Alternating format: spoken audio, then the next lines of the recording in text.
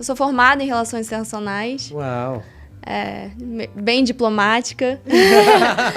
E quando eu comecei a fazer finanças, eu já sabia, né, mais ou menos que eu queria. O que é real digital, né?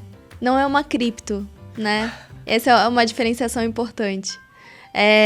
Quando a gente fala, eu vou ter o meu real digital, não é a mesma coisa que eu ter o meu Bitcoin, né? De fato, começar a sentir que realmente o mercado está preparado, é muito difícil da gente ter essa certeza, né? É a mesma coisa. Será que hoje a gente tem desenvolvedor suficiente para as demandas, sei lá, em cloud?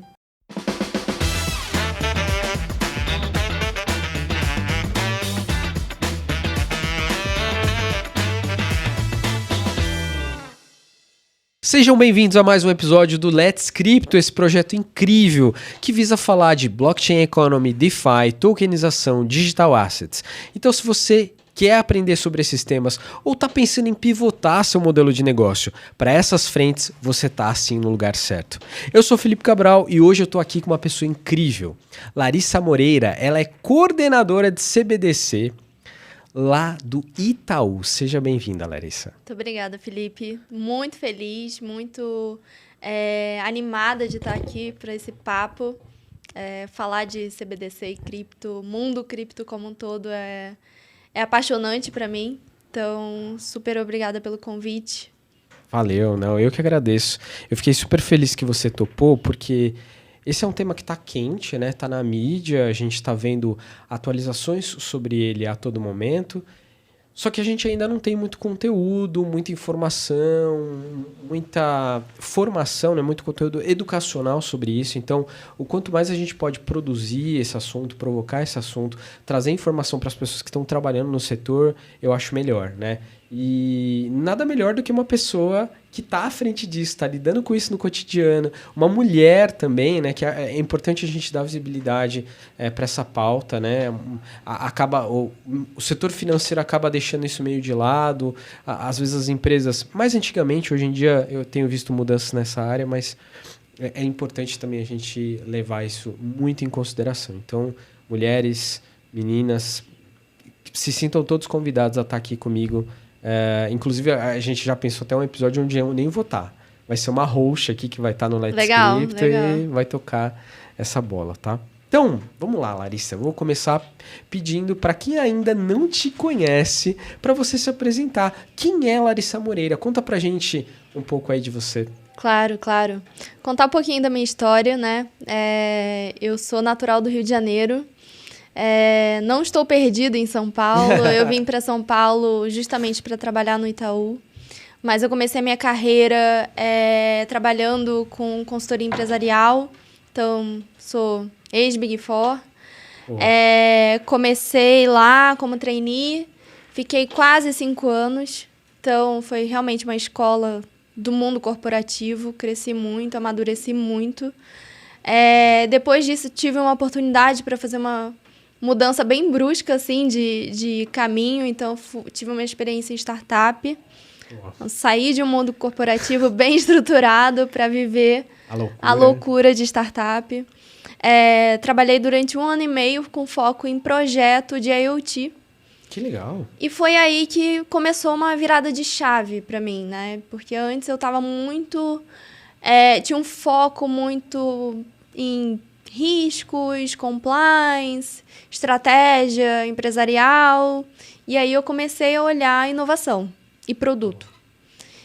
Comecei ali a ver o que era produto, o que era produtar de fato. E foi incrível, porque foi um trabalho para criar um produto do zero, não só de software, mas de hardware também. Então, rastreamento de geladeira, rastreamento de câmera da TV Globo, coisa super diferente, super incipiente aqui no mercado.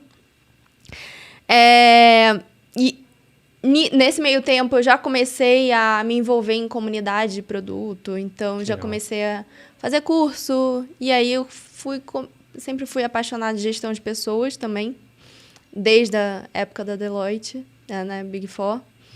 E eu sempre gostei de mentoria. Legal. Eu ia te perguntar isso, assim, até fazendo um parentezinho rápido. Você é a profissional que gosta mais de ser uma especialista, de trabalhar no seu laboratório ali, criando, ou você gosta de ter time, liderar pessoas, Não, adoro formar pessoas. pessoas? Eu adoro pessoas. Eu acho que você conseguir ajudar alguém a melhorar algo, ou então ajudar aquela pessoa a caminhar mais um stepzinho de onde ela quer atingir, para mim isso é incrível. Então, sempre gostei disso. Até hoje, adoro mentoria, dou mentoria, recebo mentoria. Então, gosto de fazer isso não só dentro da instituição que eu tô, mas fora também. Então, eu comecei fazendo isso no mercado, então em comunidade mesmo, de forma proativa e assim, sem cobrar nada. Legal. Trabalho voluntário. E foi aí que eu fiquei mais ativa, né? Olhando para produto, conhecendo mais pessoas. Me envolvi também em iniciativas para a parte de liderança de mulheres. E comecei a desenhar onde que eu queria estar, né? Então, nessa época, eu ainda estava no Rio de Janeiro. Falei assim, não, eu quero me mudar para São Paulo. Sou uma pessoa super objetiva, eu tenho um foco bem específico. Então, eu comecei a fazer MBA em Finanças. Eu sou formada em Relações Internacionais. Uau! Bem diplomática. E quando eu comecei a fazer finanças, eu já sabia, né, mais ou menos que eu queria também voltar para a indústria financeira. E já estava procurando uma oportunidade mesmo para colocar em prática o que eu já estava aprendendo. E aí eu tive essa oportunidade para vir para o Itaú em 2018 para 2019, comecei em janeiro.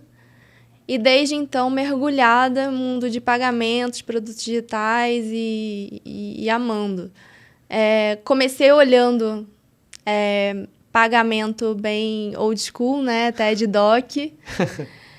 Até e porque depois, outras coisas não existiam, né? Não existiam. Na época, estava começando a discussão de Pix, logo depois.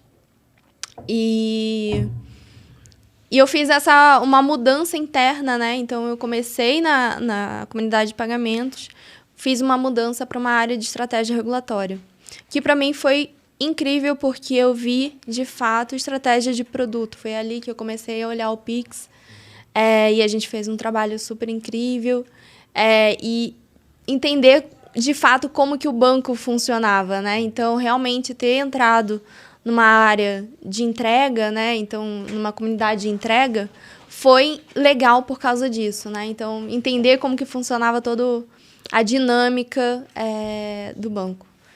E a gente está falando do maior banco privado da América Latina, né? Sim, Uma estrutura aí, sei lá, deve ter 90 mil funcionários, 100 mil funcionários, né? Bem grande. E com várias...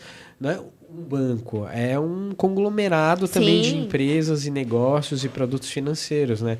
Você já tinha vindo de um grupo grande, né? Já tinha passado por um grupo grande, mas de qualquer forma, eu acredito que deve ter sido um desafio também considerável, né? Não, com certeza. Você vai entender como que funciona toda a dinâmica de uma nova empresa, né? Não só de processos, mas de cultura, né? Então, tudo isso é bem diferente, mas foi um processo super tranquilo para mim, essa migração. Foi um ponto eu acho que de aprendizado pessoal também, fazer essa mudança, né, do Rio de Janeiro para São Paulo.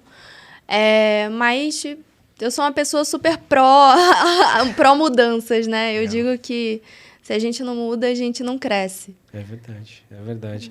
Vamos voltar para esse tema de carreira já, mas eu vou te interromper um pouquinho para fazer uma outra pergunta que eu adoro fazer para quem topa sentar aqui comigo, que é o seguinte. A gente está aqui no Let's Crypto sempre falando, né, de blockchain, de tokenização, de projetos cripto.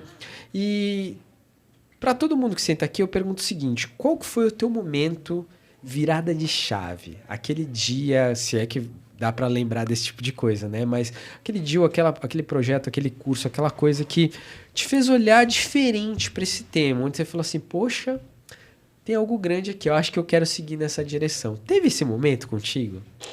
É engraçado falar sobre isso, né? Porque eu acho que é super conectado com essa migração também que eu fiz. Tá. Tive 2 momentos, não teve só um.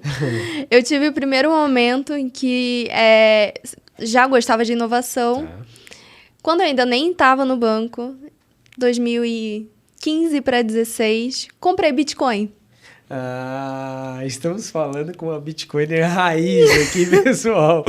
Entendi. Foi. Eu comprei Bitcoin nessa época. Infelizmente eu vendi. Senão não estaria aqui hoje. Entendi. Não estaria aqui hoje. Eu tenho uma história parecida, depois eu te conto.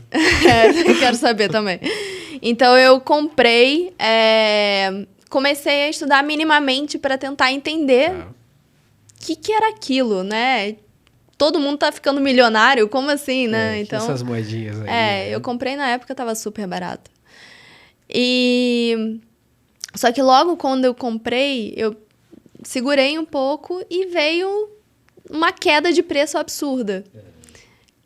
Não tanto quanto a última, né, do inverno cripto, mas foi uma queda considerável. Me assustou. Eu vendi, assim que eu retomou o preço, eu vendi. E até então eu fiquei meio ressabiada. Eu falei assim, nossa, esse mercado ainda não está muito consolidado, deixei ali em stand-by. E o segundo momento foi quando eu já estava na área de estratégia regulatória, já tinha passado um grande ciclo de entrega do Pix, e eu comecei a olhar pontos que poderiam vir de novos ciclos, né? Então, já estava ocorrendo uma grande onda de Open Finance. Eu falei assim, nossa, o que vai ser a próxima onda aqui de inovação? O que o Banco Central está olhando? E como eu estou, né, numa área olhando o regulatório, eu comecei a olhar umas discussões do Banco Central em relação a CBDC, Real Digital. Na época nem era Real Digital, né? Então, CBDC, eu falei assim, nossa, eu vou começar a olhar isso aqui de curiosa. Comecei a estudar por interesse meu, por gostar mesmo. Comecei a estudar tecnologia mesmo, que é blockchain, assistir vídeo no YouTube, ia pra academia assistindo lá, o YouTube fazendo aeróbico, o pessoal lá estudando. Tentando entender. Eu falei, gente, será que vai ter uma nova onda aqui? Primeiro, posso ficar rica ou posso ter uma oportunidade aqui de carreira? E aí eu comecei a olhar, de fato, bem a fundo e comecei a replicar esse conhecimento dentro da área primeiro, né? Então, comecei a fazer pílulas de conhecimento. Que você comentou, né? De mentorar, de trazer as pessoas pro tema. Exato. E eu sou uma pessoa que gosta de inovação. Então, eu tento passar pelo menos essa minha empolgação para os outros. Falo assim, nossa, você... Olha aqui, né? Olha que interessante, que potencial que a tecnologia traz. E fui fazendo isso aos poucos. E aos poucos eu fui conquistando esse espaço, né? De não só repassar esse conhecimento, mas também trazer os pontos de discussão que seriam interessantes para o mercado naquele momento. Então, ao longo também do meu amadurecimento em relação ao conhecimento da tecnologia e das ações que estavam rolando não só no Brasil, mas como no mundo também, eu fui também seguindo nessa linha de amadurecimento também do próprio regulador. Então, a discussão no Brasil foi esquentando aos poucos. E foi o tempo, basicamente, de eu também começar a amadurecer o meu conhecimento em relação à tecnologia, projetos que estavam sendo experimentados em outras jurisdições, outras geografias. Então, acho que foi nessa linha, foi muito orgânico, sabe? Essa entrada. Acho que o teu timing foi bom e também, pensando aqui em tudo que você já contou pra gente... essa junção de conhecimentos, né? De estar numa instituição financeira, ter feito relações internacionais, já ter pelo menos um conhecimento prévio ali em 2015, que era bem early stage. Sim. Tudo bem, Bitcoin era de 2008, né? Mas quem é que soube de Bitcoin? Em 2010 ninguém comprava. Em 2014, Não. né? Eu conheci em 2014. Mas era um nicho, assim, de muito pouca gente. O mercado Bitcoin, que é a casa que eu tô agora... Foi fundado em 2013. Esse ano a gente completa 10 anos. E a gente sempre comenta lá, os irmãos Chamati, que são os fundadores, eles contam bastante essa história. Em 2013, ninguém fazia a menor ideia, pensava que era um jogo. Que é isso? Isso vai dar errado. Eu mesmo tenho a história parecida com a tua, porque em 2014 os meus amigos estavam bem empolgados. E eu falei, cara, isso vai dar errado, eu não vou comprar isso, não vou nem ligar. E só abri minha primeira conta numa corretora em 2017. Eu perdi 3 anos aí. Desse timing, mas faz parte, Faz né? parte. Faz parte. Agora não tem como. Mas é engraçado, né? Porque a minha história foi muito acelerada também para olhar lá em 2015. Porque também eu tinha uns amigos que começaram a comprar máquinas para minerar. O pessoal alugou sala com máquina realmente botou ali o investimento. De plaquinha, né? Exato. Então fui minimamente influenciada nesse ponto. Não a ponto de minerar, né? Não a ponto de virar uma mineradora. Né? Vamos voltar para um ponto de carreira, Larissa, já que você também abordou esse tema agora na sua resposta, que é o seguinte. Há um tempo atrás, vamos colocar aí 2 anos atrás, você estava muito envolvida com esses projetos de Pix, inovação lá dentro do Itaú. Sim. E, de repente, você, digamos assim, pivotou, né, na linguagem que a gente usa em startup, para esse novo grande tema que é CBDC e Real Digital, né? Eu queria saber de você como é que foi esse processo, se foi um processo que você construiu, oportunidades que surgiram, como é que isso se deu? E também encaixar uma outra perguntinha aí que me deixou super curioso, que é o seguinte. Geralmente, quando a gente vê pessoas na estratégia regulatória nas empresas, são advogados. E você não é advogada, né? Sim. Como é que foi essa questão de você tá na estratégia regulatória? Como é que é esse desenho? Eu fiquei super curioso para entender isso. Funciona bem? Você tem um braço direito lá que é seu advogado, que vocês trocam essa ideia? Como é que funciona isso? Tá bom. Com foco em não ser advogada, ninguém do meu time é advogado. Então, Uau. é um pouco diferente a estrutura, né? A gente é uma área par, por exemplo, do jurídico. Jurídico, compliance, tudo são áreas parceiras. Mas ninguém no meu time... todo mundo é produteiro. Que massa, maravilhoso. Todo mundo é produteiro. E que traz um valor bem legal, né? Porque você tem uma visão de produto bem consolidado, bem robusto, e você sabe dialogar com o regulador, você sabe dialogar com o mercado. Então, ter essa visão é bem interessante. E o ponto de carreira, né? Como é que eu... de onde que eu surgi, né? Aonde que eu surgi em CBDC e cripto como um todo. Eu construí esse caminho. Então, foi algo que eu queria. Eu enxerguei que talvez se eu me mantivesse na linha de Pix, eu não estaria tão satisfeita quanto eu estou hoje, né? Então, eu sou uma pessoa que gosta de falar de novos projetos, de coisas que ainda não atingiram o mainstream, né? Então, por eu começar a estudar, eu fui construindo esse caminho. Então, o próprio amadurecimento do tema, como você falou, trouxe uma visão também de oportunidade. Então, eu fui instigando isso também de uma forma bem soft, né? Para trazer essa visão de que a gente precisa olhar para esse novo boom, né? Essas novas oportunidades que vão surgir. Total. E agora a gente vai falar mais sobre isso, tenho perguntas aqui sobre esse tema, mas virou uma questão meio que inevitável, né? Sim. Principalmente assim, estamos falando aqui, obviamente, de grandes instituições financeiras, né? Que estão lá no S1 do Bacen, mas todo mundo, em algum momento, pode ser daqui a 2 anos, 3 anos, sei lá quanto tempo, mas todo mundo em algum momento vai ter que lidar com isso. Então, o quanto antes você puder estar posicionada nesse mercado, melhor, né? Porque você vai ter acompanhado toda a história dele e lá na frente ter uma experiência riquíssima, assim. De construção do zero, né? Exato. Quando eu comecei a olhar isso, a falar sobre isso, foi 2021. Então, época de webinar ainda do Banco Central, quando ele lançou. Então, era algo muito relacionado à education do mercado, né?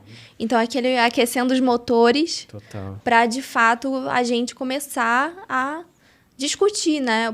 Então, não só o Banco Central, mas outros órgãos reguladores, mas também associações, todo mundo estava aprendendo junto, né? Sim. Até, antes de fazer a próxima pergunta, eu queria que você comentasse isso, porque, assim, pouca gente que está de fora tem essa noção de como funciona, de repente, um projeto dessa natureza, né? Eu acompanhei bastante, por exemplo, o Open Banking, né? Lidei com isso em projetos em casas anteriores ao mercado Bitcoin. E, da minha perspectiva, assim, tudo começava lá dentro mesmo do Bacen. Até porque o Bacen está sendo... A diretoria Bacen hoje, não só a presidência, mas os diretores, eles estão bastante sensíveis a esses temas de inovação, né? Com certeza. Toda hora a gente vê matéria... É case mundial, exato. Né? Toda hora a gente eles vê matéria... ganharam prêmio. Ah, ganharam? Ganharam, isso eu não sabia. Prêmio. Legal. Mas, enfim, só justapondo aí, né? Toda hora o Campos Neto está falando alguma coisa que o mercado está... Uau, que maravilha e tal. O tema começa lá dentro, aí ele vai se expandindo, aí de repente tem um GT de trabalho, um grupo de trabalho para discutir isso, e assim vai. Eu queria que você contasse um pouco, assim, como é que foi esse processo do Real Digital, assim, e como é que você vê isso acontecendo, assim, essa relação de mercado, Banco Central, mercado. Como você descreveria isso para quem está ainda um pouco de fora, sabe? Eu acho que é uma construção realmente a várias mãos.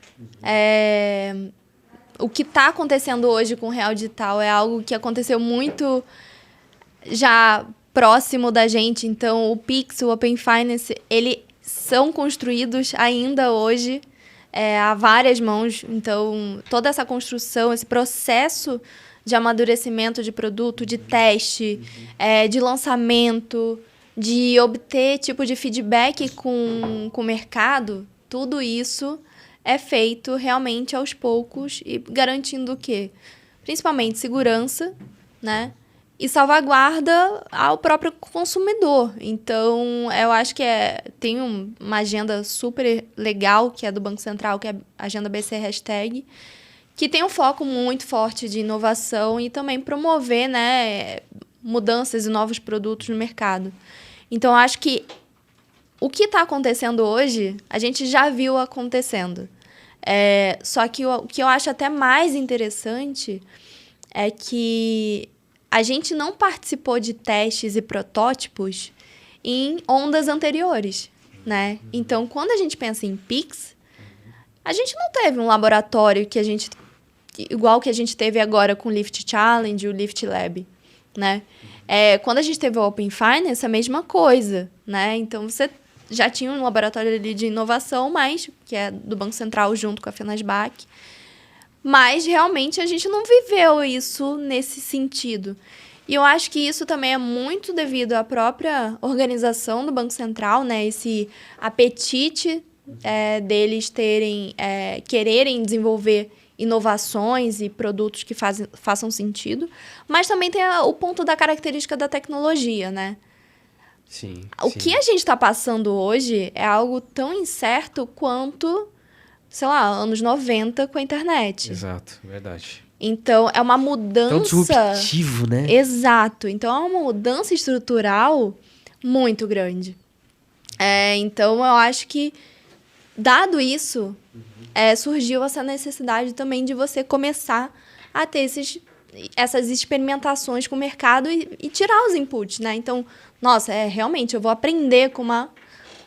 Beleza, é uma transação simulada, mas eu acho que todo esse processo de você ter players de mercado executando projetos importantes, né, que façam sentido para a sociedade, que realmente foram selecionados, sim, é super importante. E é o que te dá o quê? Insumo para você ir evoluindo, que é o que a gente está vivendo hoje com o piloto do Real Digital, né? Sim, então, a gente já teve um batch lá de projetos do Laboratório de Inovação.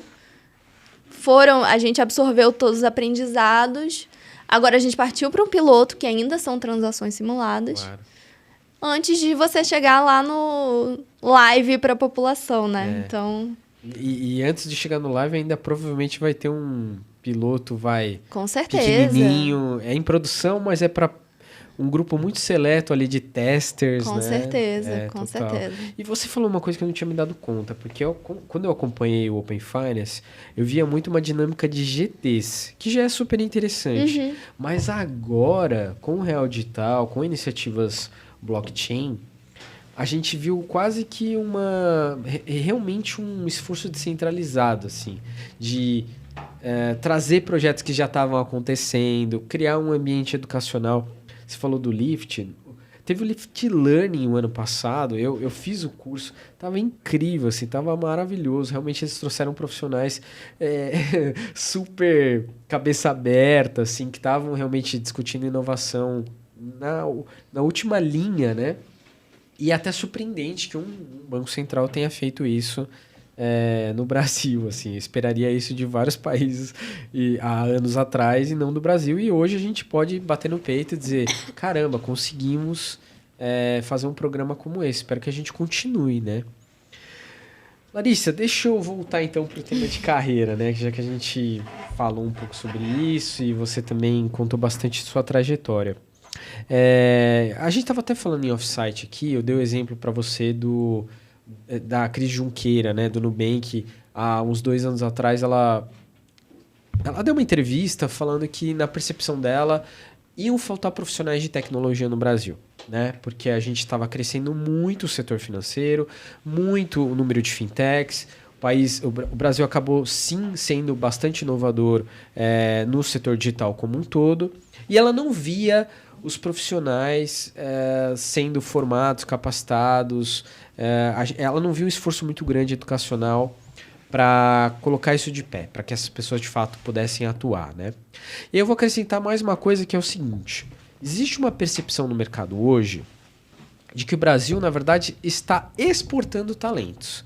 As pessoas se formam aqui e vão morar fora. Ganhar em dólar. Ganhar em dólar, morar fora, ganhar em euro e por aí vai. Você, enfim, estudou também em instituições fora do Brasil, sabe bastante disso, né? Agora nós estamos falando de real digital, blockchain. Isso vai implicar a contratação de engenheiros, arquitetos. Eu sou arquiteto de software de formação, então eu acompanho bastante esse mercado. Para o setor de blockchain, né? Você acha que vai faltar programador Solidity, engenheiro, arquiteto, desenvolvedor para esse meio? Como é que a gente vai lidar com esse tipo de demanda? O que você imagina sobre isso? Eu acho que a gente tem um desafio muito grande de formar pessoas, né? E a gente acabou de falar da questão das grandes ondas de disrupção, né? Então, a gente está vivendo isso hoje e realmente é difícil, né? A conversa que a gente está tendo hoje não são pessoas que estão vivendo, né? Não é o público geral que consegue discutir nesse nível de profundidade. Somos uma bolha ainda, né? Ainda, e eu acredito muito que a gente vai deixar de ser, né? Mas eu acho que o principal desafio... Essa conversa aqui é um esforço e é algo que vai ajudar também. Sim. Essa iniciativa do Let's Crypto é um exemplo.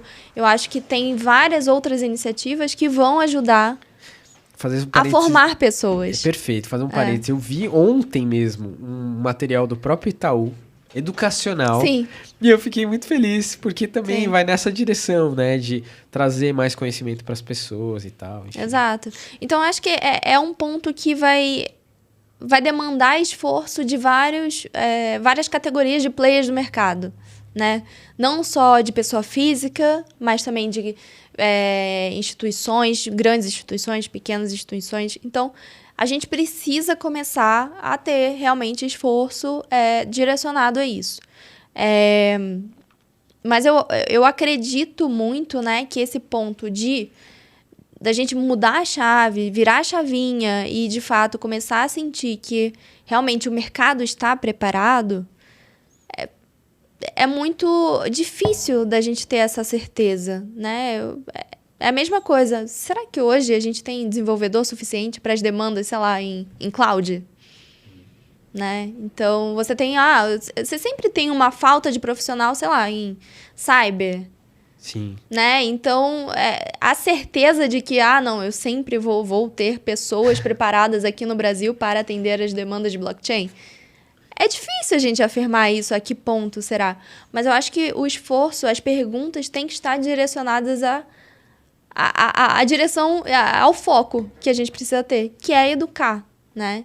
Então, é promover eventos relacionados ao mercado, é falar com pessoas influentes no mercado para também conseguir promover programas sobre isso. Enfim, eu acho que seria mais nessa linha que eu acredito, né? Tá. Não, perfeito. Eu acredito bastante nisso. E eu acho que, inclusive, a gente vai ver talvez uma onda a partir de agora, inclusive de instituições educacionais, né? Eu tive lá no Blockchain Festival na Universidade de São Paulo, que foi a primeira edição esse ano. Você tava? Eu tava lá. Poxa, que pena que a gente não se encontrou. Tava mediando um painel lá e fiz a abertura da Ethereum, do Bootcamp da Ethereum SP, né? Uhum. Foi incrível, adorei. Então, pela primeira vez eu vi, por exemplo, a Universidade de São Paulo, que é a maior universidade da América Latina, uma das mais respeitadas do mundo, abraçando esse tema, né? Porque não era só uma iniciativa de fora que estava chegando ali. Tinha o Inova USP, que já existe, tinha o Intel, que já existe. Tinha todo mundo ali realmente debruçado para fazer o negócio acontecer. Espero que esse esforço comece a crescer bastante daqui para frente, tá? Vamos pensar agora. Minha próxima questão para ti é a seguinte. Vamos lá. Hoje a gente está vivendo um piloto do Real Digital. O que isso significa?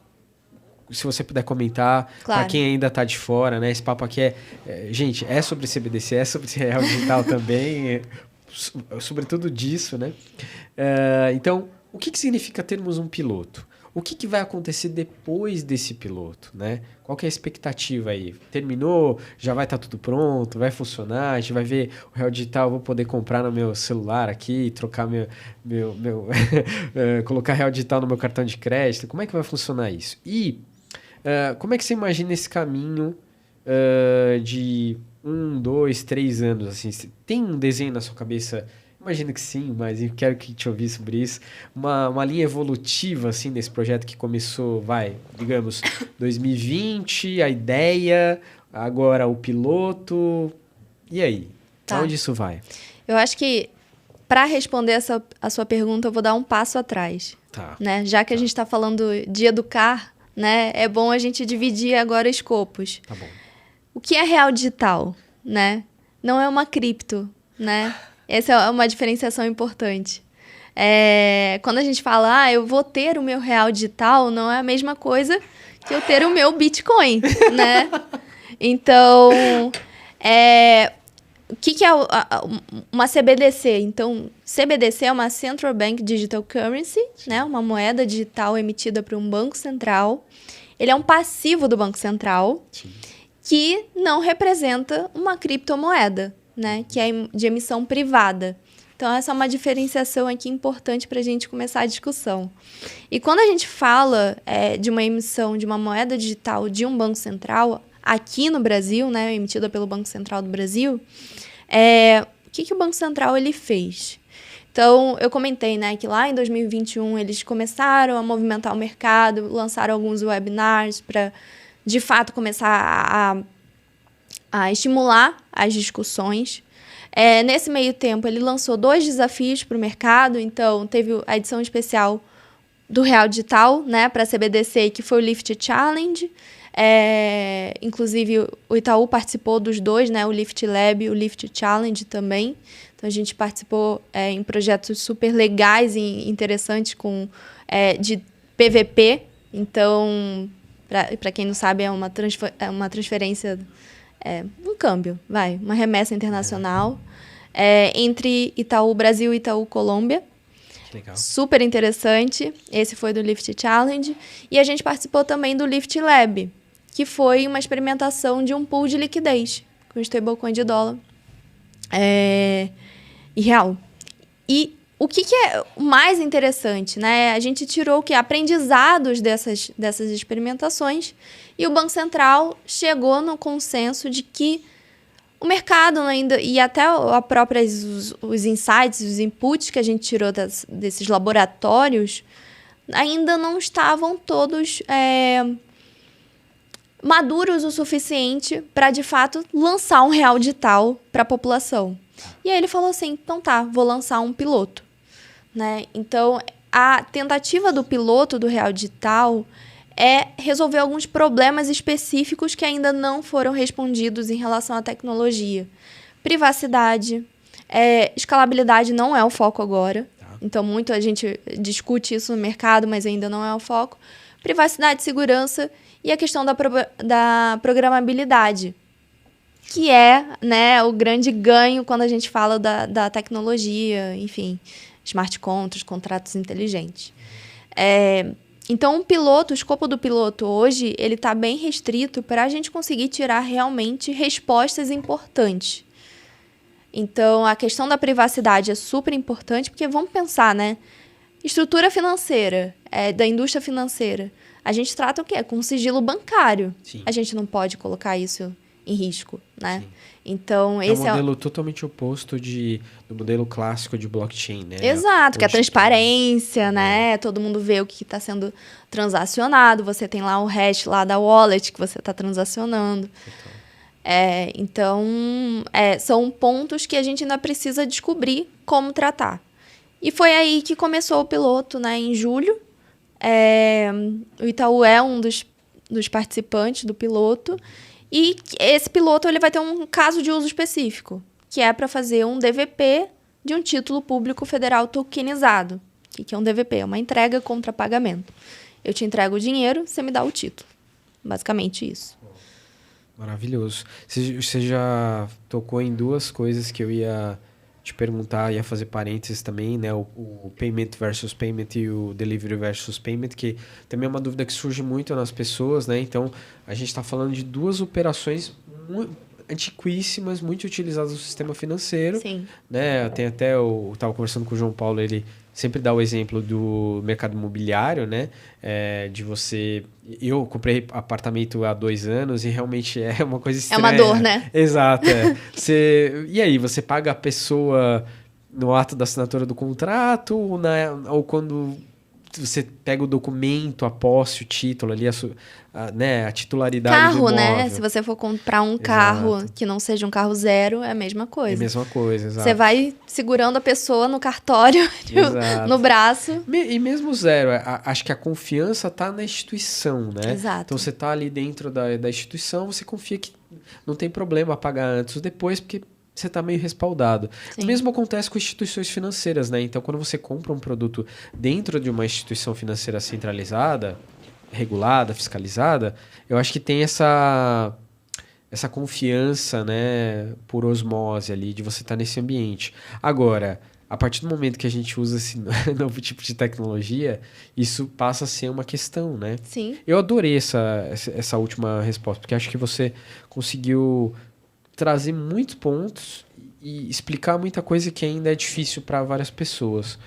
Vamos explorar então mais isso. Você falou do piloto, o piloto está acontecendo, várias instituições estão participando. Quando esse piloto acaba, você falou dos objetivos, né? Então vamos lidar com privacidade agora, com automatizações, né? Com contratos inteligentes para fazer trigger. Então, como a gente vai estar lidando com o mercado 24/7, Sim. A gente tem que ter mecanismo para uma coisa aconteceu, a outra aconteceu. Exato. Sem depender de pessoas apertando botões, como era no TED Doc e como é até hoje em um monte de outras coisas, né? É a atomicidade, né, que a gente fala. Ou tudo acontece ou nada acontece. Exato. Perfeito. E então, quando que esse piloto termina e o que acontece depois desse piloto? O que você imagina sobre isso? O que você pode contar pra gente sobre esse processo? Eu acho que assim, o que a gente sabe, né? O que a gente já sabe. Então, o piloto ele começou em julho, ele vai se estender até março de 24. Então, fevereiro acaba, teoricamente, é o cronograma, né, final dos testes. A gente vai ter um período de avaliação do Banco Central em relação ao que foi, né, os aprendizados desse período. E o Banco Central ele vai decidir o que fazer nesse momento. Então, assim, a gente ainda não sabe se a gente vai ter um piloto mini produtivo, com título federal, título público federal tokenizado, ou se a gente vai começar a testar a questão da escalabilidade, né? Ou então explorar, por exemplo, a plataforma multiativo, que é um dos objetivos do Banco Central. Então, se hoje a gente está tratando o título público federal tokenizado, amanhã a gente pode estar falando de uma debênture, ou um CDB, ou um CCB. Boa. Então, outros instrumentos podem vir a serem inseridos, né, dentro dessa rede nova. É uma infraestrutura de mercado nova, né? Então, eu acho que a expectativa é essa. Acho que a gente não tem como afirmar o que vai acontecer, por exemplo, até o final de 2024, mas eu acho que a gente tem gates ainda para amadurecer, né? Então, acho que a gente vai ter alguns milestones importantes aqui de tirar essas percepções e ter resposta, né? Então, vamos ver o que vai acontecer. Principalmente, o Banco Central ele escolheu uma plataforma específica, né? Hyperledger Bezo, que é a rede escolhida, permissionada para o projeto. Eu acho que... enfim, teve diversas questões, né? Nenhuma escolha vai ser 100% perfeita. Então, acho que a gente vai ter essa resposta, né? Então, realmente, é a mais indicada para o Real Digital, para a CBDC no Brasil. As configurações que vão ser utilizadas vão ser as mais indicadas. E eu acho que o mais incrível de tudo é que, principalmente quando a gente compara com outras geografias, é que o Banco Central está usando um código open source. Ele está liberando para o mercado, né? Ele não liberou o código agora, né? Mas, de fato, a gente tem um GitHub lá liberado para você ter um tipo de feedback do mercado. Então, isso é incrível, né? Não é toda a geografia que você tem um projeto tão aberto assim. Total. E muito legal você falar isso, porque esse ano eu estudei bastante o case da China, por exemplo, do ECNI, né? O Yuan Digital. E eles usam Bezo também lá. Então, assim, no limite, a gente está falando de repente, esse par né, real e o RAM ser potencializado por conta de um uso de uma tecnologia a mesma.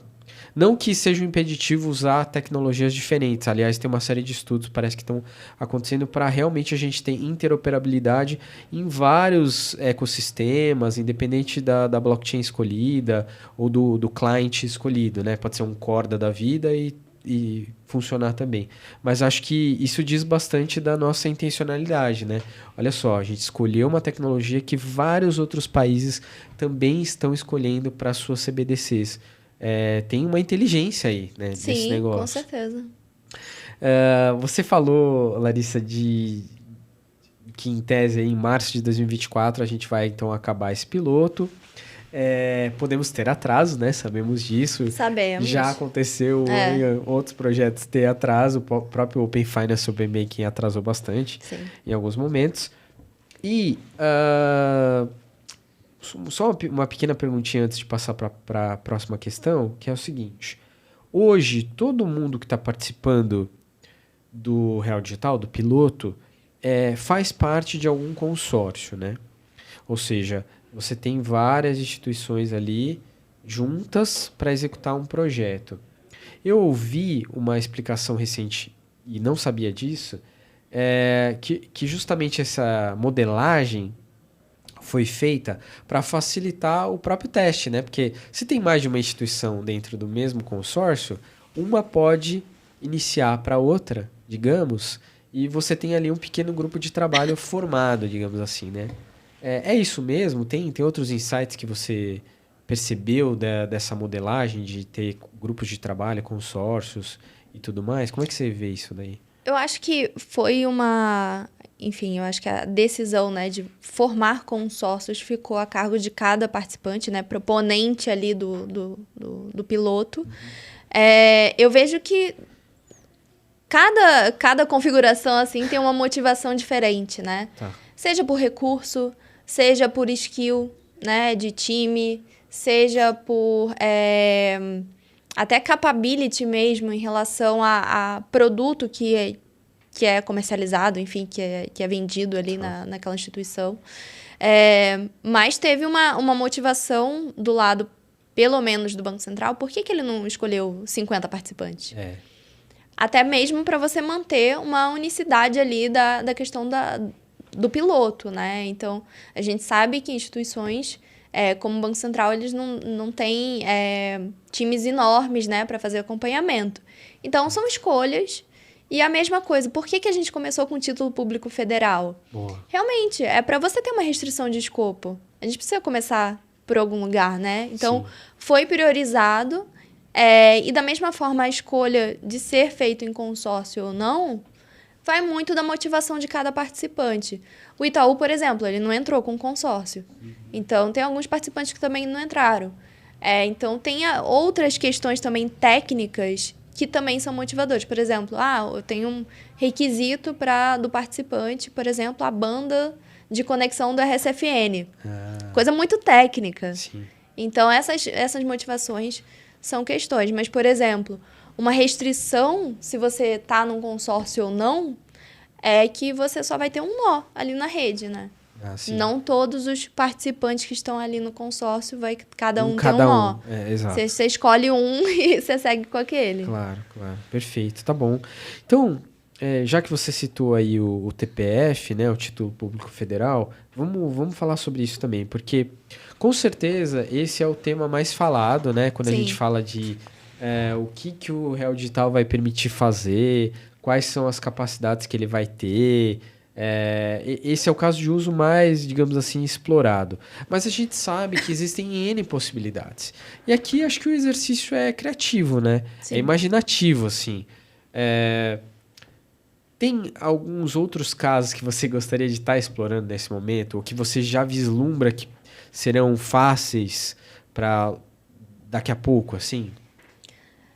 Tentando brincar de bola de cristal, né? Bola de cristal total, né? Eu acho que saindo do escopo, né, de ativo financeiro, toda a parte de DVP utilizando bens físicos é super interessante, né? Bens com alto valor agregado, você falou da sua casa, um carro, toda a parte de imobiliário como um todo, eu acho que é super interessante nesse ponto. Tem uma questão intrínseca da tecnologia, que é a questão da fracionalização, né, de um bem. Então, sei lá, a gente pode... Tem gente que divide carro, né? Carro de... Sim. Né, super caro, uma Ferrari, enfim. E fica dividindo durante os finais de semana. Então, imagina, você pode estar ali, ao invés de você fazer um contrato, né? Você faz ali, cada um detém uma fração daquele da Ferrari. Então tem gente que divide tudo, eu já vi gente lancha, dividindo cachorro até, mas lancha, casa, né? Cada final de semana eu vou... Exato, né? casa na praia. Então, Sim. Tudo isso tem essas peculiaridades da tecnologia que são facilitadores. Agora, eu acho que pontos muito mais, talvez, de dor da população... questão de seguro, né? Se a gente for pensar. Vamos pensar em coisas simples, sei lá, extravio de uma bagagem, né? Se eu tenho uma execução automática, né, daquele seguro frente a um sinistro, é uma segurança que eu vou ser remunerado em relação àquela execução daquele sinistro muito maior do que frente hoje você tem que ficar comprovando e tal. Então, isso já facilita bastante. Mas eu acho que o principal ponto de interrogação hoje no mercado é qual o problema que a gente está resolvendo? É isso. Né? É isso. Então, porque quando a gente viveu todo o boom do Pix, a gente tinha uma Tava dor... muito claro, né? Tinha uma dor muito latente, né? Que hoje ainda está sendo resolvido, por exemplo, nos Estados Unidos. Exato. Né? Com FedNow, Por enfim. incrível que pareça, né? Então, a gente tá na frente, Exato. A gente lançou primeiro. Não, mas o nosso sistema é muito mais evoluído. É só a nossa síndrome aqui de vira-lata, né? Exato. Sempre achando que o Brasil tá atrás, mas a gente tem um sistema financeiro super robusto.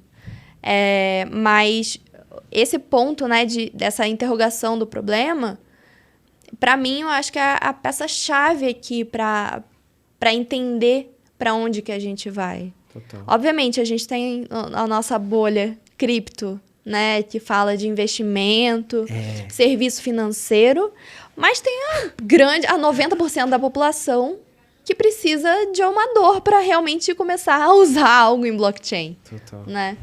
Então, sinceramente, eu não tenho nem ideia. Mas você já falou várias coisas super interessantes. Eu costumo pensar exatamente nisso, que é a dor dos produtos financeiros.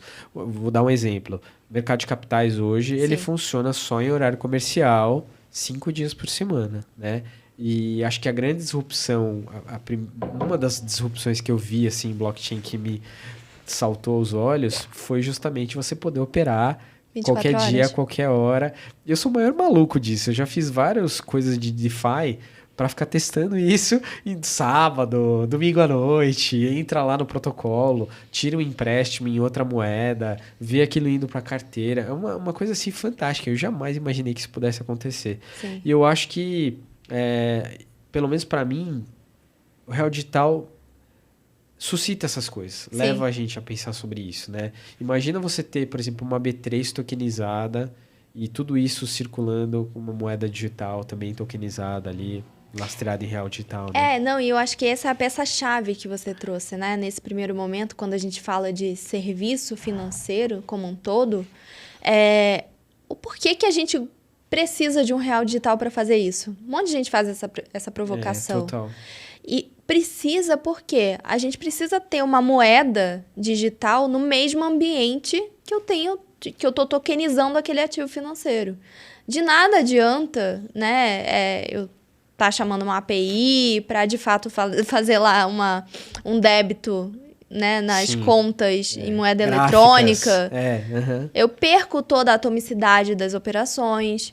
Então, o ganho de eficiência acaba sendo não tanto explorado, vamos dizer assim, né? Sim.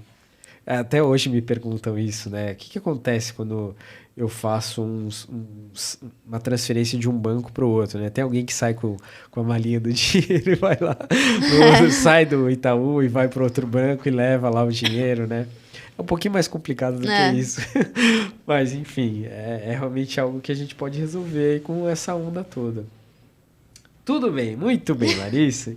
Vamos agora para... Estamos nos aproximando do final, mas tem 2 questões aqui que eu preciso fazer para você. Tá bom. Uma delas é um pouquinho polêmica,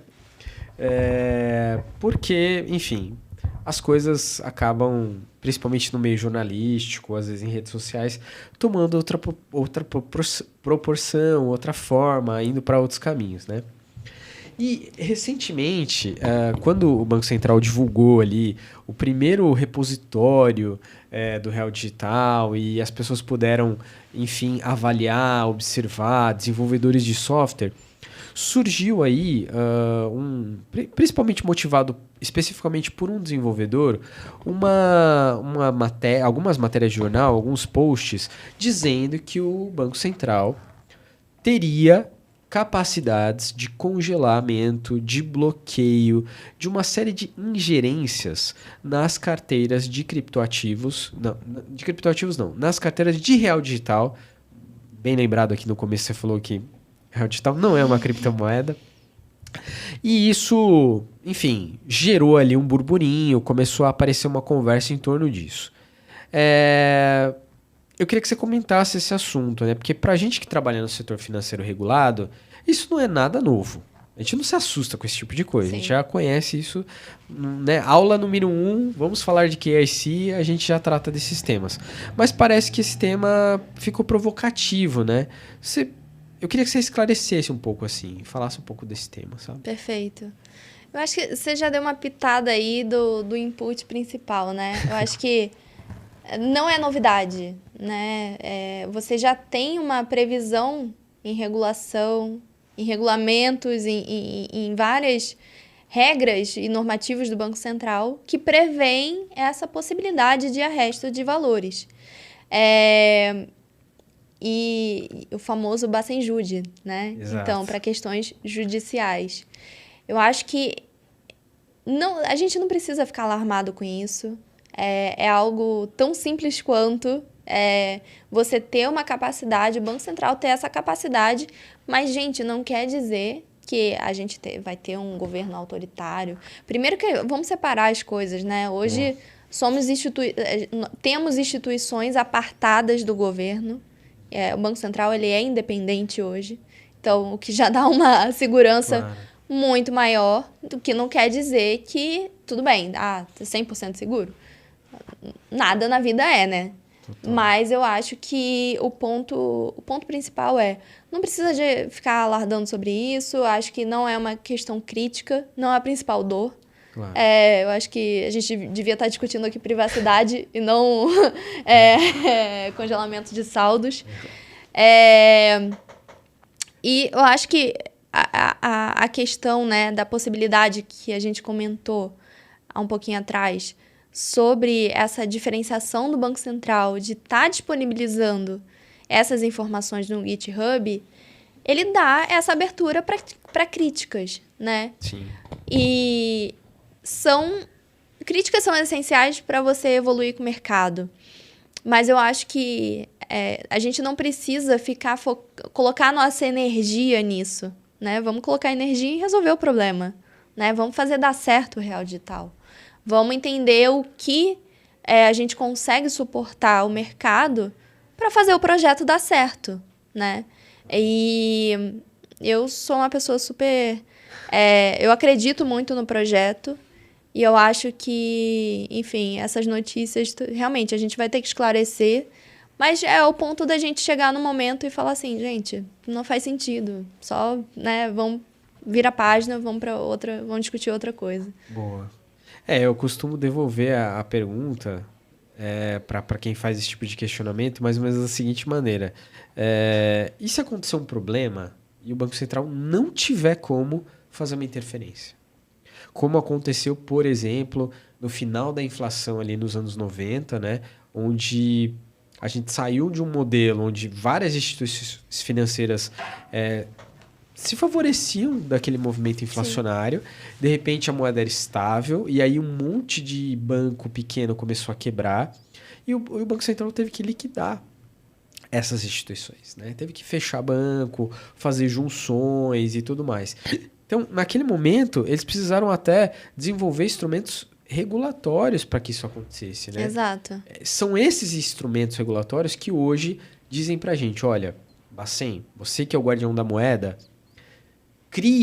esteja dentro desse ambiente, crie essa camada, mas também leve em consideração que num caso extremo você vai precisar tomar uma ação, né? Acaba que é a nossa segurança jurídica, né? Para tudo, para a infraestrutura, para o modelo que existe hoje. Então, acho que esse ponto, esse medo, né, de você ter... Eu acho que ainda tem o fantasma, né, da época de congelamento de poupança, enfim. Exato. Mas eu acho que não tem nada a ver e pontos específicos também para a gente esclarecer. O que o Banco Central divulgou até hoje, né, não são códigos. Então, ninguém sabe o código. Sim. O importante é falar que ali o que foi divulgado são os ABIs, né, que é basicamente como que é comunicado com os contratos inteligentes. Então, o que foi feito ali foi engenharia reversa. Boa. Não ninguém tem certeza de nada, de né? Um piloto, de um piloto, de transação simulada, então... Muita coisa ainda vai... Muita água ainda vai passar debaixo dessa ponte. Sim, tá bom, muito bem. Então, vamos lá. A gente está vivendo num período privilegiado, né? Mas se a gente desse alguns passos para trás, né? Falando aí 2017, 2018, que a gente citou um pouco aqui esse período na conversa, a gente viu uma série de instituições financeiras que nem queriam olhar para esse tema de criptoativos. Estavam assim, não. O Reinaldo, que é nosso CEO lá no mercado Bitcoin, ele até costuma dizer que algumas instituições fecharam contas do mercado Bitcoin na época, porque, Bitcoin era para lavar dinheiro, né? Pelo menos era isso que a mídia ali divulgava, né? Passado esse período nebuloso, estamos vivendo agora a primavera, né, dos criptoativos e praticamente todas as instituições financeiras grandes do país abrindo frentes, né? Áreas de negócio, criando times, contratando profissionais, montando uma série de coisas. Eu acho que esse movimento é inevitável, mas eu queria pegar a tua percepção sobre isso. Ele é inevitável 2023, 2024, 2025? Como é que você acha que vai ser essa evolução em termos aí de produtos mesmo e profissionais, instituições? A gente ainda vai demorar para ver isso virando mainstream ou já estamos vendo isso acontecer agora? Eu acho que ainda demora um pouco. Tá. A minha visão, e eu acho que o que a gente está passando agora pós-inverno cripto, era o esperado, né? Que é onde as instituições elas se movem, né? E o próprio mercado se move para fazer o quê? O build, né? Você não está focado em fazer trading, ganhar dinheiro e oferecer produto para cliente. Você está focando em construir o mercado para estar preparado para o quê? Para o next... O bull run, né? Exato. Então, a gente tem uma previsão aí do halving do Bitcoin em 24. A gente tem expectativas de mercado, de crescimento de institucionais. Então, o que pode trazer uma liquidez para o mercado muito importante. Eu acho que tem também uma visão, obviamente, de otimismo das empresas, principalmente quando a gente fala de geografias que estão promovendo, né, as discussões. Principalmente, vamos falar do Brasil, que a gente tem um regulador aqui que está olhando para o mercado. Então, a gente teve o nosso marco legal, a gente teve a Lei 14.478. Super recente, não tem nenhum ano. Super recente. Então, a gente está tendo discussões importantes agora sobre como dar segurança jurídica, né? Tanto para o cliente quanto para quem está oferecendo esses produtos. Então, eu acho que o mercado está se estruturando e o que eu vejo a gente ainda está um pouco distante de atingir o mainstream.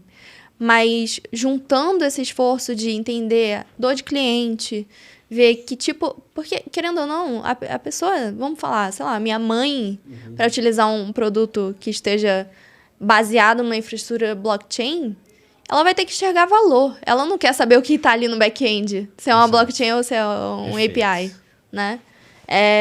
Então, o que a gente vai entregar de valor para a população é aí que vai ser a virada de chave. Então, o que eu vejo eu não colocaria nem 5 anos. Eu acho que a gente está falando coisa de década mesmo para atingir um pico muito grande, sabe? De produtos bem estruturados e que a população esteja utilizando no dia a dia. Obviamente que hoje em dia, a gente tem ciclos muito mais rápidos, né? Sim. A gente teve o ciclo do Pix, né? Que você acompanhou. Foi incrível. Foi uma adoção massiva, né? Muito rápida. Só que, de novo, a gente tinha uma dor latente muito grande. Né? Vou falar isso. Então, juntando questão de necessidade de educação, do próprio mercado, para você conseguir desenvolver também soluções baseadas em blockchain, tudo isso é uma dificuldade, é algo muito mais disruptivo do que simplesmente você, né, não desmerecendo o Pix, mas do que construir um sistema de pagamento instantâneo. Acho que é uma virada de chave muito maior, né, de paradigma mesmo, de como você entende, o que você pode fazer, né, no final do dia. Total. E aí a comparação que você fez ainda há pouco com a internet, ela é muito válida aqui, né? Sim. Porque se você virasse para uma pessoa nos anos 90, né, e falasse que a internet ia ser muito importante na vida dela, ela ia dar Não ia risada. acreditar. Exato. Porque você vai poder procurar qualquer coisa no seu computador de casa, fazer uma pesquisa. Quem que vai colocar coisas aí? Né?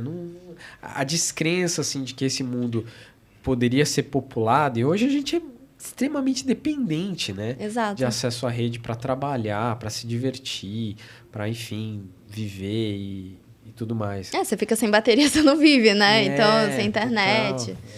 Eu tenho um caso na minha família, assim, muito interessante, que é o meu sogro, que é economista e que trabalhou 40 anos no Banco do Brasil, não quis ter um smartphone. Até nasceu os netos dele.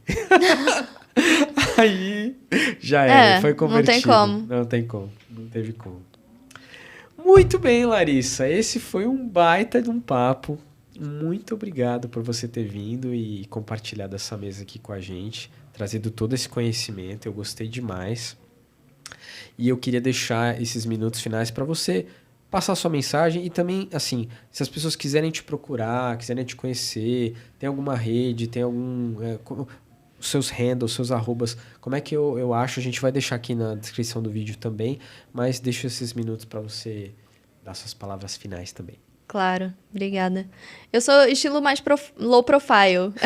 Eu só uso o LinkedIn. Não sou crypto native que usa Twitter. Mas eu acho que, Felipe, muito obrigada. Eu acho que gostei muito do papo. Eu acho que é super importante esse movimento que vocês estão fazendo aqui com Let's Crypto. Fico incrivelmente grata por também conseguir representar uma parcela pequena ainda no mercado, que é o público feminino, que está liderando a parte de cripto, enfim, real digital e CBDC como um todo. Eu acho que a mensagem aqui é: mulheres, entrem mais na indústria. Eu acho que a gente precisa de pessoas capacitadas e que tragam uma diversidade, né? Então, isso é muito importante. E, de novo, acho que quem quiser bater um papo, eu estou super aberta. Cada vez mais eu gosto de conversar sobre teorias do mercado. Eu acho que, principalmente, hoje a gente está... Pelo menos eu vivo um eterno FOMO, né? Diário, né? Diário, porque todo dia você recebe uns 5 papers, você quer ler tudo. Então, a gente utilizar canais, assim, pessoas que estão vivendo esse mundo é muito importante para ter essas trocas. E o que a gente estava fazendo aqui antes de começar o episódio é super legal e é muito rico, né? Então, acho que é isso. A mensagem é: entrem também nesse mundo louco de blockchain e cripto, que é muito bom. E a gente se vê por aí. Muito bem. Então essa foi Larissa Moreira, do Itaú. Um abraço aí para todos os youtubers. A gente se vê no próximo episódio. Valeu.